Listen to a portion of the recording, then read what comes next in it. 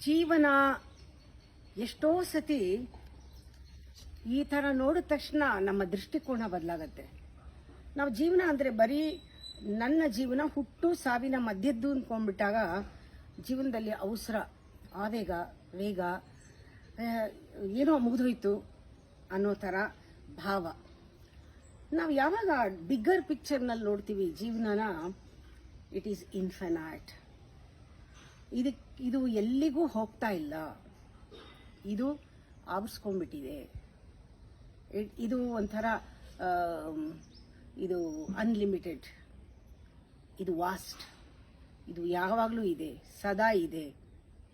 ಆ ಜೀವನನ ಆ ಬಿಗ್ಗರ್ ಪಿಕ್ಚರ್ನಲ್ಲಿ ನೋಡ್ತಾ ನೋಡ್ತಾ ನೋಡ್ತಾ ಗೊತ್ತು ಗುರಿ ಇರದ ಒಂದು ಜೀವನ ಇದು. ಗೊತ್ತು ಗುರಿ ರಹಿತವಾದ ಜೀವನವನ್ನು ನಾವು ಯಾವಾಗ ನೋಡ್ತೀವಿ ಆವಾಗ ನಮಗೆ ಆ ಸ್ಪೀಡು ನಮಗೆ ಗೊತ್ತಿಲ್ಲದೆ ಕಡಿಮೆ ಆಗ್ತಾ ಹೋಗುತ್ತೆ. We start looking at bigger picture. ನಾವು ಅದ್ರ ಜೊತೆಗಿದ್ದೀವಿ, ನಮಗೇನು, ನಾವು ಅದರಲ್ಲಿ ಒಂದಾಗಿದ್ದೀವಿ, ನಾವು ಅನ್ಲಿಮಿಟೆಡ್ ಅನ್ನೋ ಒಂದು ಆ ಬ್ರಹ್ಮ ಭಾವ ಬರುತ್ತೆ. ಆದರೆ ಇದಕ್ಕೆ ಬಹಳ ವಿವೇಕ ಬೇಕು, ದೊಡ್ಡ ದೃಷ್ಟಿಕೋನ ಬಹಳ ಚೇಂಜ್ ಇರಬೇಕು. ನಾನು ಕೂಡ ಬಹಳ ಸ್ಪೀಡು, ನನ್ನ ಅನುಭವದಲ್ಲಿ ಹೇಳ್ತೀನಿ. ನಾನು ಡ್ರೈವ್ ಮಾಡ್ತಾ ಇದ್ದಾಗ ಸುಮಾರು 1.5 ಗಂಟೆನಲ್ಲಿ ಮೈಸೂರು ಬ್ಯಾಂಗ್ಳೂರು ಅಂದರೆ ನೋಡ್ಕೊಳ್ಳಿ, ಸ್ಪೀಡು 120, 100 ಹಂಗೆ ಬರ್ತಾ ಇದ್ದಿದ್ದು. 80 ಅಂದರೆ ಕಮ್ಮಿ. ಲೈಫ್ನಲ್ಲೂ ಅದೇ ಸ್ಪೀಡು. ಇವಾಗ ಜೀವನ ನಾನು ನೋಡೋಕ್ಕೆ ಶುರು ಮಾಡಿದ್ಮೇಲೆ ಆ ರೀತಿ ಸ್ಪೀಡು ನಾನು ಕಮ್ಮಿ ಮಾಡ್ಕೊಂಡಿಲ್ಲ, ತಾನೇ ನಿಧಾನ ಕಮ್ಮಿ ಆಗ್ತಾ ಇದೆ. ಆ ಸ್ಪೀಡ್ ಕಮ್ಮಿ ಆಗಬೇಕು. ಅದು ನಿಜವಾಗ್ಲೂ ವಿವೇಕದ ಅಥವಾ ಬೆಳವಣಿಗೆಯ ಒಂದು ಸಣ್ಣ ಗುರುತು ಅಂತ ನನಗನ್ಸುತ್ತೆ. ಆ ಸ್ಪೀಡ್ ಕಮ್ಮಿ ಆಗ್ತಾ ಹೋಗಬೇಕು ಜೀವನದಲ್ಲಿ.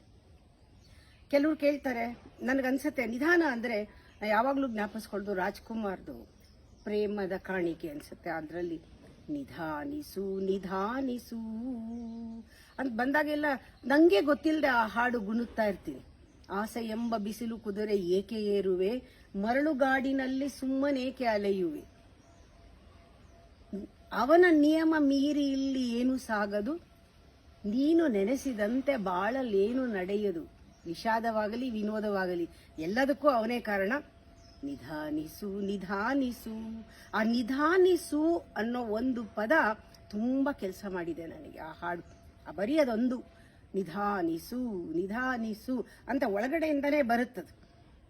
ಎಷ್ಟೋ ಜನ ಕೇಳ್ತಾರೆ, ಹೇಗೆ ಅದು ನಿಧಾನಿಸೋದು, ಹೇಗೆ ರಿಲ್ಯಾಕ್ಸ್ ಮಾಡೋದು, ಹೇಗೆ ಮೆಡಿಟೇಷನ್ ಮಾಡೋದು, ಹೇಗೆ ತಲೆಗೆ ಹಚ್ಕೊಳ್ಳದೆ ಇರೋದು, ಹೇಗೆ ಟೆನ್ಷನ್ ಹಚ್ಕೊಳ್ಳದೆ ಇರೋದು, ಹೇಗೆ ನಾ ಹೇಳೋದು, ಹೇಗೆ ಅಂತ ಕೇಳಿದ್ರೆ ಸಾಧ್ಯ ಇಲ್ಲ.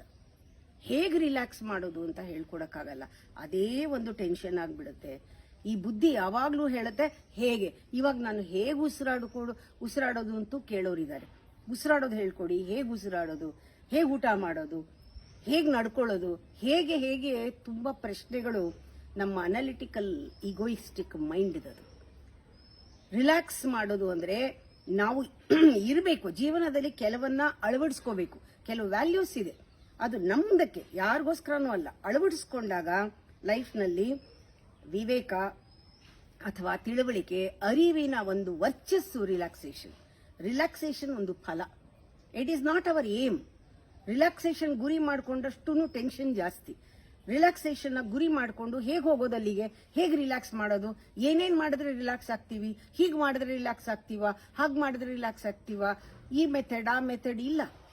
Relaxation is A gift. ಅದು ಒಂದು ಅನುಗ್ರಹವಾಗಿ, ಅದು ಫಲವಾಗಿ, ನಿನ್ನ ವರ್ಚಸ್ಸಾಗಿ, ನಿನ್ನ ತೇಜಸ್ಸಾಗಿ ಅದು ಬರುವಂಥದ್ದು.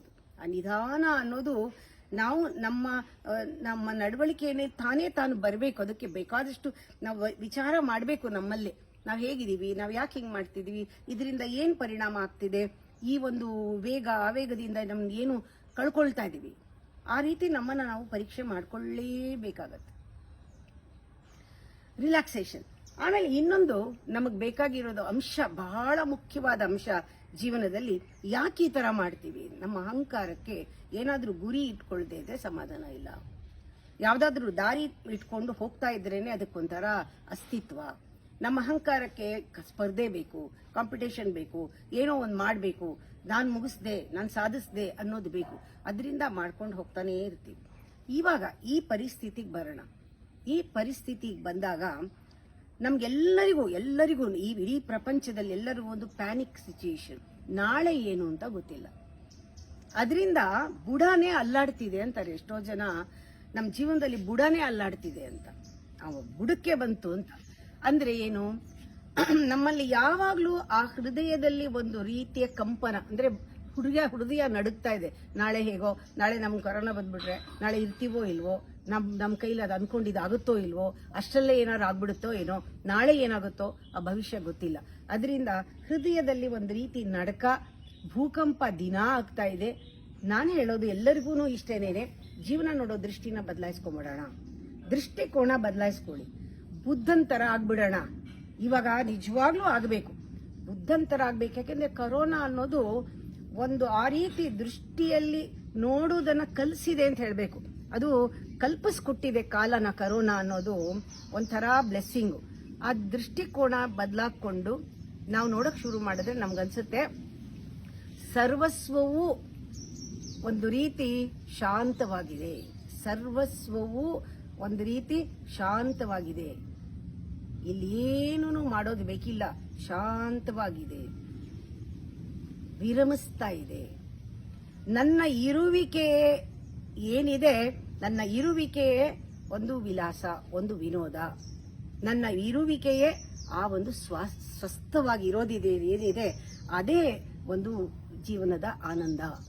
ನಾನು ಯಾವ ರೀತಿ ಇರ್ತೀನಿ ಅನ್ನೋದು ಒಂದು ದೊಡ್ಡ ಪ್ರಶ್ನೆ. ಈಗ ನಾನು ಯಾವ ರೀತಿ ಇರಬೇಕು ಅನ್ನೋದು ನನಗೆ ಒಂದು ಪ್ರಶ್ನೆ ಆಗಿದೆ. ಈ ರೀತಿ ನಾವು ಇರೋದಕ್ಕೆ ಶುರು ಮಾಡಬೇಕು. ಆವೇಗ ಕಮ್ಮಿ ಆಗುತ್ತೆ, ತರಾತುರಿ ಹೋಗುತ್ತೆ. ಆಮೇಲೆ ಅದು ಆತಂಕ ಪಟ್ಕೊಂಡು ಇದಿಷ್ಟು ದಿನ ಕಣ್ಣು ಕಟ್ಕೊಂಡು ಓಡ್ತಾ ಇದ್ವಿ. ಅಹಂಕಾರದ ಸ್ವಭಾವ ಅದು ಸ್ಪರ್ಧೆನಲ್ಲಿ. ಇವಾಗ ಬಾಯಿಗೂ ಬಟ್ಟೆ ಕಟ್ಕೊಂಡು ಕಣ್ಗೂ ಬಟ್ಟೆ ಕಟ್ಕೊಂಡು ಎಲ್ಲಿ ಹೋಗ್ತೀವಿ? ಅನಗತ್ಯವಾಗಿ ಆಚೆ ಹೋಗ್ಲೇಬಾರ್ದು ಅಂತ ಪ್ರತಿನಿತ್ಯ ಫೋನ್ನಲ್ಲಿ ಬರುತ್ತೆ. ಅಗತ್ಯ ಇದ್ರೆ ಮಾತ್ರ ಹೊರಗೆ ಬನ್ನಿ. ಆ ಅಗತ್ಯನ ಡಿಸೈಡ್ ಮಾಡೋರು ನಾವು. ಯಾವ ರೀತಿಯ ಅಗತ್ಯ ಇದೆ, ಹೇಗೆ ನಾವು ಮಾಡ್ಬೇಕಿದನ್ನ, ಯಾಕೆ ನಾವು ಈ ತರ ಮಾಡ್ತಿದೀವಿ, ಇದು ಹೋಗ್ಲೇಬೇಕಾ ಅಂತ. ನಾವು ಇಷ್ಟು ದಿನ ಏನ್ ಅನ್ಕೊಂಡಿದ್ವಿ, ಜೀವನ ಈ ರೀತಿ ಆಗ್ಲೇಬೇಕು, ಹೀಗ್ ನಡಿಲೇಬೇಕು, ನನ್ನ ಭವಿಷ್ಯ ಈ ರೀತಿ ರೂಪಿಸ್ಕೊಳ್ಳೇಬೇಕು, ಈ ರೀತಿ ಆಗ್ಬೇಕು ಅಂತ ಮಾಡ್ಕೊಂಡಿದ್ವಿ. ಹೀಗೆ ಆಗ್ಬೇಕು, ಹಾಗೆ ಆಗ್ಬೇಕು ಅನ್ನೋದು ಇಲ್ಲ, ಅದು ನಾನ್ ಮಾಡ್ಕೊಂಡಿರೋದು ಅನ್ನೋದು ಇವಾಗ ರಿಯಲೈಸ್ ಆಗ್ತಾ ಇದೆ. ಆತರ ಅನ್ಕೊಂಡಷ್ಟು ನಮಗೆ ಮನಸ್ಸಿಗೆ ಘಾಸಿ ಆಗತ್ತೆ. ಹೀಗಾಗ್ಬಿಲ್ಲ. ಭವಿಷ್ಯ ಅನ್ನೋದು ಈಗ ನಾವು ಭವಿಷ್ಯಕ್ಕೆ ತಯಾರಾಗಬೇಕಾಗಿಲ್ಲ. ಇವತ್ತು ಈ ಕ್ಷಣ ಅಂತೂ ಇರ್ತೀವ. ಈ ಕ್ಷಣ ಯಾಕಿದೀವಿ? ಯೋಗ ಮಾಡಕ್ಕಿದೀವಿ. ಈ ಕ್ಷಣ ಯಾಕಿದೀವಿ? ಬದುಕಿದೀವಿ. ಒಳ್ಳೆ ಊಟ ಮಾಡಕ್ಕಿದೀವಿ. ಈ ಕ್ಷಣ ಯಾಕಿದೀವಿ? ನಾವು ಧ್ಯಾನ ಮಾಡಕ್ಕಿದೀವಿ. ಈ ಕ್ಷಣ ಬದುಕೋದಕ್ಕಿದೀವಿ. ಈ ಕ್ಷಣನ ನೆಕ್ಸ್ಟ್ ಮೊಮೆಂಟ್ಗೆ ನಾನು ಹಾಳು ಮಾಡ್ಕೊಳ್ಳೋದಿಲ್ಲ. ಇವತ್ತಿನ ದಿನಾನ ನಾಳೆಗೋಸ್ಕರ ಬಲಿ ಕೊಡೋದಿಲ್ಲ. ಇವತ್ತು ನಾನು ಚೆನ್ನಾಗಿರ್ತೀನಿ, ಇವತ್ತು ಆರಾಮವಾಗಿರ್ತೀನಿ. ಇದು ಖಂಡಿತವಾಗ್ಲೂ ಬರಬೇಕು. ಆದ್ರೆ ಅಹಂಕಾರಕ್ಕೆ ಓಡಿ ಓಡಿ ಓಡಿ ಓಡಿ ನಾನೇನೋ ಕಳ್ಕೊಂಡ್ಬಿಟ್ಟೆ, ಏನೋ ಆಗೋಯ್ತು ನನ್ನ ಜೀವನ ಅನ್ನೋದು ಪ್ಯಾನಿಕ್ ಆಗಿದ್ದಾರೆ ಎಲ್ರೂ. ಆದ್ರೆ ಹೊರಗಡೆ ಮಾತಾಡ್ತಿದ್ದಾರೆ, ಹೌದು ಎಲ್ಲರೂ ಪ್ರಪಂಚ ಹಂಗಿದ್ಮೇಲೆ ನಾನು ಹಂಗೆ ಇದ್ದೀನಿ ಅಂತ. ಆದ್ರೂ deep inside there is a kind of unhappiness inside. ಅದು ಹೋಗ್ಬೇಕು, ಆ ಅನ್ಹ್ಯಾಪಿನೆಸ್ ಹೊರಟೋಗ್ಬೇಕು. ಯಾಕೆಂದ್ರೆ ಒಂದು ಹೆಜ್ಜೆ ನಾವಿವಾಗ ನಾವು ಹೋಗ್ತೀವಿ, ನಾವು ಇಷ್ಟ ಬಂದಿದ್ ಮಾಡ್ತೀವಿ ಅನ್ನೋ ಹಂಗಿಲ್ಲ. ಹೆಜ್ಜೆ ಇಟ್ಟರು ಕೂಡ ಅದು ಮರಳುಗಾಡಿಗೆ ಹೋಗುತ್ತೆ. ನಮ್ಮ ಜೀವನ ಮರಳು ಪ್ರದೇಶವಾಗತ್ತೆ. ಇದು ಆತ್ಮಘಾತುಕತನ.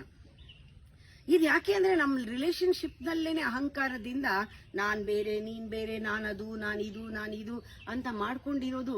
ನಾವು ರಿಲೇಶನ್ಶಿಪ್ನು ಕೂಡ ಒಂದು ವಸ್ತು ತರ ಟ್ರೀಟ್ ಮಾಡ್ತಾ ಇದ್ವಿ. ಇವಾಗ ಕರೋನಾ ಬುದ್ಧಿ ಕಲಿಸಿದೆ. ಎಷ್ಟು ಬೇಕು ಇರೋರು ನಮ್ಮ ಜೊತೆಲಿ, ಯಾರನ್ನೂ ಹುಡ್ಕೊಂಡು ಹೋಗಕ್ಕಾಗಲ್ಲ. ಯಾರಿದಾರೋ ಅವರೇ ನಮಗೆ ಸರ್ವಸ್ವ ಅನ್ನೋದು. ಅದು ಯಾಕೆ ಕಲಿಸ್ತಾ ಇದೆ ಅಂದ್ರೆ ತಿಳಿವಲ್ಲಿ, ಅರಿವಲ್ಲಿ, ಜ್ಞಾನದಲ್ಲಿ ಸಂಬಂಧಗಳಿಗೆ ಗೌರವ ಬರೋ ಹಾಗಾಗ್ತಾ ಇದೆ. ಇದು ನಾವು ಗಮನಿಸಬೇಕಾಗಿರೋದು. ತಿಳಿಯಾಗಿ ನೋಡಿದಾಗ ನಮಗೆ ಕ್ಲಿಯರ್ ಆಗಿ ಕಾಣಿಸತ್ತೆ. ನಮ್ಗೆ ಅಹಂಕಾರ ಅನ್ನೋದು ಎಲ್ಲರಿಗೂ ಒಂದ್ ಸ್ವಲ್ಪ ತಾನೇನೆ ಆ ಮಾಯೆ ಇದು, ಬಿಸಿಲು ಕುದುರೆ ಇದು ಅನ್ನೋದು ಗೊತ್ತಾಗ್ತಾ ಇದೆ. ಯಾಕೆಂದ್ರೆ ಮೆಟೀರಿಯಲಿಸ್ಟಿಕ್ ಆಗೋಗಿತ್ತು ಸಂಬಂಧ ಕೂಡ. ಆ ಗೌರವ ಇಲ್ಲ. ಆಮೇಲೆ ವಸ್ತುಗೆ ಅಂದ್ರೆ ನನಗೆ ಇದು ಬೇಕು, ಅದರಿಂದ ನಾನು ಅವ್ರನ್ನ ಬಳಸ್ಕೊಳ್ಳೋದು, ಅಂದ್ರೆ ನಮ್ಮ ಹಿತಕ್ಕಾಗಿ ಬೇರೆಯವ್ರನ್ನ ಬಳಸ್ಕೊಳ್ಳೋದು, ಇದು ಅಹಂಕಾರದ ಸ್ವಭಾವ ಆಗಿತ್ತು. ನೋಡಿ, ನೀವೇ ಗಮನಿಸಿ. ನಾವು ಇದನ್ನ ನಾನು ಹೇಳ್ತಾ ಇರೋದನ್ನ ಕ್ಲಿಯರ್ ಆಗಿ ನೋಡಿ. ಪ್ರತಿಯೊಬ್ಬನಿಗೂ ಕೂಡ ಒಂದ್ ಮನೆಯಲ್ಲಿ ಒಂದ್ 4 ಜನ ಇದ್ರೆ ಪ್ರತಿಯೊಬ್ಬನಿಗೂ ಕೂಡ ನಾನ್ ಗೆಲ್ಬೇಕು ಅಂದ್ರೆ ನನ್ನ ಮಾತೆ ನಡಿಬೇಕು, ನಾನೇ ಅಂದ್ರೆ ನಾನು ಎಲ್ಲರನ್ನೂ ಕಂಟ್ರೋಲ್ ಮಾಡಬೇಕು. 4 ಜನ ಇದ್ರೆ ಆ 3 ಜನ ನಾನು ಕಂಟ್ರೋಲ್ ಮಾಡಬೇಕು. ಹೀಗೆ 4 ಜನನೂ ಇದೇ ಮನೋಧರ್ಮ, ನಾನು ಇವು 3 ಜನನ ಕಂಟ್ರೋಲ್ ಮಾಡಬೇಕು, ನನ್ನ ಅಂಕೆನಲ್ಲಿ ಇಟ್ಕೋಬೇಕು. ಯಾವಾಗ ನಾವು ಆ ರೀತಿ ಅಂಕೆನಲ್ಲಿ ಇಟ್ಕೋಬೇಕು ಅಂತ ಶುರು ಮಾಡ್ತೀವಿ, ಅಲ್ಲಿ ಸಂಘರ್ಷ ಬಂದೇ ಬರುತ್ತೆ. ಯಾವಾಗ ಆ ಸಂಘರ್ಷ ಬಂತು, ಆಗ ಪ್ರೇಮ, ಆ ಒಂದು ಆತ್ಮೀಯತೆ, ಆಮೇಲೆ ಆಪ್ತತೆ, ಇದೆಲ್ಲನೂ ಕೂಡ ಸ್ನೇಹ ಎಲ್ಲ ಕಮ್ಮಿ ಆಗೋಗುತ್ತೆ. ಆವಾಗ ಏನಾಗುತ್ತೆ, ನೀವೊಂದು ಚೌಕಟ್ಟಿಗೆ ಬಿದ್ದೋಗ್ತೀರಾ. ಯಾವ ಚೌಕಟ್ಟು? ನಿಮ್ಮ ಸಂಬಂಧಗಳೆಲ್ಲ ಕಾನೂನು ಕಟ್ಟಳೆಯ ಚೌಕಟ್ಟಲ್ಲಿ ಬಿದ್ದಾಗ ಎಲ್ಲ ಮದರ್ ಇನ್ ಲಾ ಅಂತ ಹೇಳ್ತೀವಿ, ಇವಾಗ husband in law, children in law start ಆಗತ್ತೆ. ಹೀಗಿದ್ದಾಗ ಪ್ರೀತಿ ಬರಕ್ ಸಾಧ್ಯನಾ? ನಮ್ಮ ಒಂದು ಮನೆಯನ್ನ ಸುಂದರವಾಗಿ, ಸಮಾಜವನ್ನ ಸುಂದರವಾಗಿ ಅಥವಾ ಪ್ರಪಂಚನ ಸುಂದರವಾಗಿ ಮಾಡಕ್ಕಾಗತ್ತಾ? ಯಾಕೆ ಅಂದ್ರೆ ಇಲ್ಲಿ ಪ್ರೀತಿ ಇಲ್ಲ, ಪ್ರೀತಿ ಬರಕ್ ಸಾಧ್ಯ ಇಲ್ಲ. ಇದು ಒಂದು ವ್ಯಾಪಾರ, ಅದು ಚೌಕಾಸಿ ವ್ಯಾಪಾರ, ಬಾರ್ಗೇನ್. ಇದು ಈ ರೀತಿ ಸಂಬಂಧ ಆಗ್ಬಿಟ್ರೆ ಇದು ಬಾರ್ಗೇನ್. ಇಲ್ಲಿ ಪ್ರೇಮ ಕಾವ್ಯ ಸ್ಫುರ್ಸಕ್ ಎಲ್ ಸಾಧ್ಯ? ಖಂಡಿತ ಇಲ್ಲ, ಪ್ರೇಮ ಸತ್ತೋಗಿದೆ. ಇಲ್ಲಿ ಬರೀ ಪಾಲಿಟಿಕ್ಸ್. ಮನೆಯಲ್ಲಿ 4 ಜನ ಇದ್ರೆ political mind, egoistic mind, selfish mind. Politics ಅಲ್ಲಿ ಏನು? ಅಧಿಕಾರ ವಶಪಡಿಸ್ಕೋ, ನಾನು ಅಂಕೆನಲ್ಲಿ ಇಟ್ಕೋ, ಎಲ್ಲರನ್ನೂ ಆಳೋದು. ಇದು ಈ ರೀತಿ ಜೀವನನ ಸ್ಟಾಪ್ ಮಾಡ್ತಾ ಇದೆ ಕೊರೋನಾ. ಗಮನಿಸಿ, ನಾವು ಅದಕ್ಕೆ ಗಮನ ಕೊಟ್ಟು ವಾಲ್ಬೇಕು. ಆ ಕಡೆ ಪರಿಸ್ಥಿತಿಗೆ ವಾಲ್ಕೋಬೇಕು, ಪರಿಸ್ಥಿತಿನ ಅರ್ಥ ಮಾಡ್ಕೋಬೇಕು, ಪರಿಸ್ಥಿತಿ ಜೊತೆ. ಯಾಕೆಂದ್ರೆ ಗೆಲ್ಲೋದು ಅನ್ನೋದೇನೆ ಸುಳ್ಳು. ಯಾರು ಯಾರನ್ನೂ ಗೆಲ್ಲಕ್ಕಾಗಲ್ಲ, ಯಾರು ಯಾರನ್ನೂ ಸೋಲ್ಸಕ್ಕಾಗಲ್ಲ. ಪ್ರತಿಯೊಬ್ರು ಇಂಡಿವಿಜುವಲ್, ಪ್ರತಿಯೊಬ್ರು ಸ್ಪೆಷಲ್, ಪ್ರತಿಯೊಬ್ರು ವಿಶೇಷ. ಗೆಲ್ಲಕ್ಕಾಗೋದಿಲ್ಲ. ಅದು ಆ ಸ್ಪರ್ಧೆ ಮನೋಭಾವನೆ ಅಷ್ಟೇ. ಆ ಸ್ಪರ್ಧೆ ಅನ್ನೋದು ಇಲ್ಲ ಜೀವನದಲ್ಲಿ. ಆ ಸ್ಪರ್ಧೆ ಮನೋಭಾವನೆ ಬಂದ್ಬಿಟ್ಟಾಗ ನಿಮಗೆ ಪ್ರೇಮ ಅಸಾಧ್ಯ. ಆ ಅನುಕಂಪ ಅನ್ನೋದೇನಿದೆ ಅದು ಅಸಂಭವ. ನಾವು ಕುರೂಪವನ್ನೇ ಸೃಷ್ಟಿ ಮಾಡ್ತೀವಿ, ಕುರೂಪವಾದ ವಾತಾವರಣ ಸೃಷ್ಟಿ ಮಾಡ್ತೀವಿ ನಮ್ಮ ಸುತ್ತ. ಯಾಕೆ ಅಂದ್ರೆ ನಾನ್ ಸಾಧಿಸ್ಬೇಕು, ನಾನ್ ಮುಂದೆ ಬರಬೇಕು, ನಾನು ಈ ಕಾಂಪಿಟೇಷನ್ ಬಿದ್ಬಿಟ್ಟಾಗ ಅದು ನೋಡೋದಕ್ಕೆ ಹೇಗೆ ಕಾಣುತ್ತೆ ಅಂದ್ರೆ ಏನೋ ಒಂದು ಸ್ವಾಭಿಮಾನದ ತರ ಕಾಣಿಸೋದು ಮಾಯೆ. ಇಲ್ಲಿ ನಮಗೆ ನಿಜವಾಗ್ಲೂ ಸೇಡಿರುತ್ತೆ, ಅಹಂಕಾರದಿಂದ ಬಂದ ಸೇಡು. ಇವತ್ತು ನಾವು ದೃಷ್ಟಿಕೋನನ ಬದಲಾಯಿಸ್ಬಿಟ್ಟು ಈ ಕ್ಷಣ ನನಗೆ ಇದೆ ಬದುಕೋದಕ್ಕೆ ಅಷ್ಟೇನೆ, ಇನ್ನೆಲ್ಲೂ ನಾಳೆ ಹೋಗ್ಬೇಕಾಗಿಲ್ಲ. ಜೀವನ ಎಲ್ಲಿಗೂ ಹೋಗ್ತಾ ಇಲ್ಲ, ಜೀವನ ಆವರಿಸ್ಕೊಂಡ್ಬಿಟ್ಟಿದೆ ನಮ್ಮನ್ನ. ಜೀವನ ಅನ್ನೋದು ಇರುವಿಕೆಯಲ್ಲಿದೆ. ನಾನಿವಾಗ ಇರಬೇಕು. ಈ ಕ್ಷಣ ಯಾಕಿದೆ ಅಂದ್ರೆ ಬದುಕಕ್ಕಿದೆ. ಇದು ನಾಳೆಗೋಸ್ಕರ ಇಲ್ಲ, ನಾಳೆಗೆ ತಯಾರು ಮಾಡ್ಕೊಳ್ಳೋದು ಏನೂ ಇಲ್ಲ. ಇವತ್ತು ಸಂಪೂರ್ಣವಾಗಿ ಬದುಕ್ತೀನಿ ಅಂತ ಶುರು ಮಾಡಿದಾಗ ಆ ದೃಷ್ಟಿಕೋನ ಬದಲಾದಾಗ ವೇಗ ಕಮ್ಮಿ ಆಗುತ್ತೆ, ರಿಲ್ಯಾಕ್ಸೇಷನ್ ಅನ್ನೋದು ಫಲವಾಗಿ ನಮಗೆ ಬರುತ್ತೆ.